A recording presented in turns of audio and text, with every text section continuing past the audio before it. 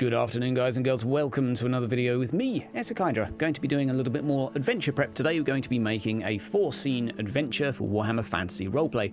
This is after a vote by you guys where I was given the phrase, "There was something writhing under his skin, that man from the north," and we're going to turn that into an adventure. And after this session, we'll have the same in the comments. Give me your one-sentence idea as to what you'd like to see turned into an adventure, and we'll do so, and we will make this into a series, getting back into the swing of things with making these videos again now. So you can expect one probably every other week for this, because I also want to do some stuff regarding map designing and adventure planning and general GM stuff as I'm learning my way through it, and I think there's plenty of mistakes I've made that I should be able to use to help others. We'll see. But anywho, for now, we have an adventure.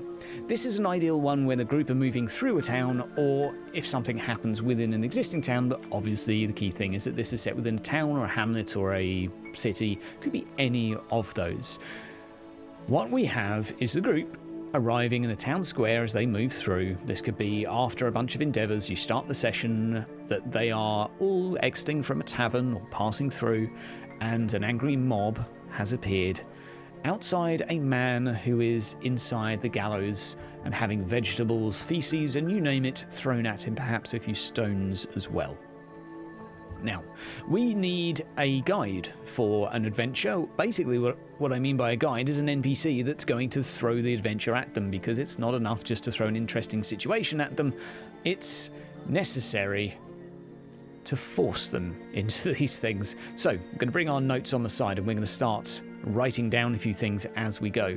So the group are going to be presented with this situation, and Gaetano, a simple, humble merchant of the area, is going to approach for a little conversation and is going to discuss with them what's going on. So, a man from the north 2 days ago appeared. We won't write all of this down, don't worry. 2 days ago appeared in town, and he seems to be struck with some sort of affliction. So, what this means, we're up to typos already, good stuff. What this means is that the town have quickly acted to isolate the problem, suspecting heresy, mutation, or something of the sorts. So he is to be dealt with come the morrow, or come the morning, via the only thing appropriate for a mutant, which is a hanging publicly. Well, Gaetano's looking forward to this. It should be a right old hoot. But Gaetano is at least going to pass on the information that, as per usual, this heretic mutant scum is insisting that they are innocent, pleading with anyone to help. And he's going to say this one is a little bit more adamant than the rest and seems to be determined to try and set themselves free. But no one thus far has approached, obviously, because his muscles are writhing and wriggling under his skin, and it looks gross. For anyone that's not sure what that means, well, it could be heresy, could be a fasciculation, which is a neurological phenomena where basically your muscles contract randomly under your skin. It can happen with a few, well, we're in a fantasy setting, so let's just say that there are some afflictions that can cause this. Now, whether the group know that or not depends on whether they have a healer. Now, we've done enough to give some curiosity to the players, but we need to rub their face in the plot with a hook. Because if we do not force them into this, it's going to be pretty difficult to do. It's difficult to rely on them saying, hey, this person needs help, we better help them. So what we're going to need to do is we're going to need Gaetano to maybe drop a hint that this person had some really heavy armour. They had a beautiful crafted weapon that maybe the mayor has confiscated. Maybe they've said that this person claims to be a Thane from the north. Something to pique the group's interest. It depends what your group is like. If they're obsessed with money, if they want to go to a particular town up north, or if they've heard a story or tale about it, do something to make this appeal to at least a couple of them on at least a couple of levels. Money, altruism, loot, narrative story. Perhaps this individual claims to be from the same town as one of these individuals, or a town that they're hoping to head to, or perhaps he is a family name familiar to them. Whatever you need to do to make it more interesting. So, interests times 2. times 2. 2 players, at least 2 interests. Make sure you've got a few of those things covered, write them down, because you need your group to actually take the hook. So all they need to do at this point, and they don't have to do this, things will happen if they don't, they'll go over and have a little conversation. Now what will happen when they have this conversation is the individual will obviously plead. Maybe a month ago they were in a town up north, and during their stay in that town, everyone, well, 50% of the population had this affliction.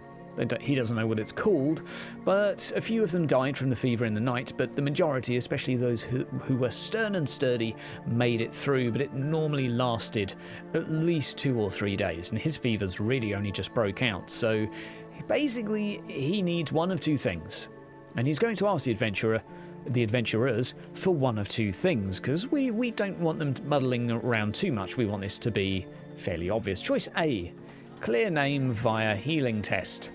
He's obviously not going to call it that, but that's going to be the general gist. Find an apothecary, find a healer, find someone qualified, and get them to clear his name. That's choice A. Choice B, delay the execution. If they can make it a week and convince the mayor perhaps to let him stay here as a way to dissuade any would-be heretics for a week, then chances are all would be well, he would look healthy. It would obviously still be a risk that he'll be executed anyway. This is perhaps less preferable, but it's maybe another option. And you could also throw in C, break him out. If the group are somewhat more roguish and stealthy during the night, they could try and break him out. That's not going to be that simple, though. We're going to need them to break in somewhere to get a key at the very least. It's going to be a hard, sturdy lock, and for whatever reason, if Rogel tries to break it with magic, we'll make a miscast so bad that it tears his anus open. I don't know, but that's a problem with locks, isn't it? I tell you what, it'll be chains and several padlocks, hard to break open. We'll figure out something. Or maybe a magical lock, which would be a bit weird for this situation, but anyway, there are some options. So, option number 1. The group go down to Hilgard. Doesn't have to be Hilgard, call her whatever you like. She's going to be an apothecary, or is she? Because this is Warhammer Fantasy. And she is going to be a charlatan, because it's far more interesting if she's not what she appears. That is the general gist of Warhammer Fantasy and making it interesting. Let's put this over here so it makes a bit more sense. Ah, there we go, that looks better. So, she's going to be a charlatan. She's going to begin with, be very difficult and stubborn when it comes to trying to get her to examine this individual. She'll simply say, no. Seen the symptoms before, definitely heresy. You need to perhaps throw something in here. If the group are asking where is the apothecary located, whoever tells them should really indicate that she's not very good. I bought a cough syrup from her the other day, and I broke out in the pox. I think she's garbage. She's a phony, she's a fake. Drop a hint. So, the group may catch on, they may not, depending on if they have any particularly good rolls on this. They may be able to blackmail her into at least faking a diagnosis if they catch on that she's a charlatan. They could threaten to out her, or maybe they could bribe her if this is something that's that important to her. So we could have bribe, we could have, and your group might do something different, which would be great. We could have blackmail, we could have charm. We have a few options here. Bribe, blackmail, charm, or simply D refuses. Okay, so we have a few options here. So, this now results in a choice, and we have a few different scenes the group can go to in different orders, which will determine the events, but the scenes will be fairly similar. So the group might now, and we'll call this Path 1, the group might go back with Hilgard and may have to roll an acting test for Hilgard to see if she can be convincing against the scrutiny of the mob. It might be difficult, and you might be able to appease some of the mob. Either way, you're going to have to get the okay from Sanarak, because he's in charge of the town, not the mob. Some of the mob might dissipate, and that might be good, and it might help matters a little bit. And then you can approach Sanarak with Hilgard if she agrees. This she might be hesitant to do. Maybe she does. She's not particularly on good terms with Sanarak currently. Maybe he suspects her of being a charlatan. Well, off to the man in charge to have a little discussion. And again, this is still path number 1. There's obviously going to be a couple of paths that could take, and we'll cover the 2 outcomes. So, as the group approached here, just before they leave, they noticed a few individuals approaching. Something we shouldn't mix in. And we need an extra variable here. Cultists. You need cultists everywhere. They're going to approach. The group will spy one of them holding a dagger, which seems to be dripping with something. As they approach, they quickly then move away. The group will suspect something is up. Now, at this point, they might keep someone there to keep watch. In truth, these aren't mutants, right? These are cultists. They've decided that this potential mutant, at least as far as they're concerned, they're not medically trained. Well, they want to sacrifice him, and they think in doing so it might be a perfect vessel for a demon. And someone that's that diseased probably would be. So, the group at this point will have a choice. Do they want to keep someone here to keep an eye on him, or do they want to bugger off? If they decide to leave him, he's going to get stabbed when they go away. These guys will come back. If they decide to maybe warn one of the guards of them, or do something to try and protect him, then maybe they won't manage to. This is up to you as a GM to decide how you want this to go, depending on how your group is behaving. So, the group arrive to Sanarak to have a little discussion about what's going on. Sanarak is in the process of selling the items that belong to the individual as they arrive. He's going to be selling them to, I don't know, it won't be a dwarf slayer, but I love them. I love the I love the token, so we'll use it. He's going to be busy selling this 2-handed axe, which is finely crafted and looks absolutely amazing, to a dwarf. It might look a little bit suspicious, and maybe he tries to hide it a little bit by doing a bad job. The group might suspect at this point it's a little bit premature to be selling the man's goods, or perhaps even in poor taste. Sanarak is going to be difficult to convince, and it depends how much the group want to try and achieve this. If they can't convince him of any medical phenomena going on, and this is up to you now as a GM, you can then opt for the, okay, we'll leave him here a few days. In which case, we have a few things that can happen. Or, if they're really fortunate, Sanarak might release the individual, but he's already sold the guy's items, and he'll take them as payment for the inconveniences of the town. They consider them confiscated for now, and yeah, to say he will simply deny that they're in his hands anymore. The other dwarf will have made off into the background and scenery. Now, it's up to the group if they want to chase him down and try and get that back from him. That's certainly an option too. If they manage to release the individual at this point, obviously we've had a session without any combat, so, well, if they looked after him and if he's alright, then they've gained themselves a new ally.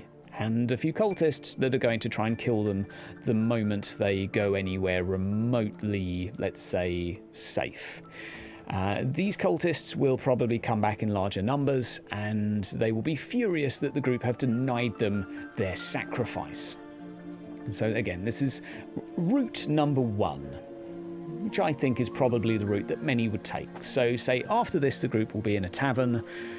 Tavern come closing time, the inhabitants will start to move out, and, well, at that point, let's say, I don't know, we could probably throw 8 cultists at our individuals, the whole town's worth, furious that their sacrifice has been tampered with and released. We'll have a good old scrap in a bar, basically. Or we have an alternative. The group, if they were a little bit blasé with this individual, say they didn't get the healer, say they gave up with that, they went straight over to Sanarak, they didn't really bother checking in on this guy at all the whole time, well, chances are now he's been stabbed. And when it finally comes to it that they give the bad news to this individual that, I'm sorry, we tried, but to no avail, they will notice a wound in his side, at which point he will burst out of the chains as a mutant. He will obviously flail and attack them, at which point the cultists will also strike. Now, hopefully this will be afternoon and evening, the rest of the town or village will go fleeing in terror, and there will be a good old scrap, leaving the group slightly confused as to what the hell happened, And what the hell is going on? They won't get any loot, they won't get any prizes, they'll get some dead heretics at the end of the day, which really is the best prize of all. But for me, that would be my attempt to make this into an adventure. We have a few possible scenes and various orders of scenes to do.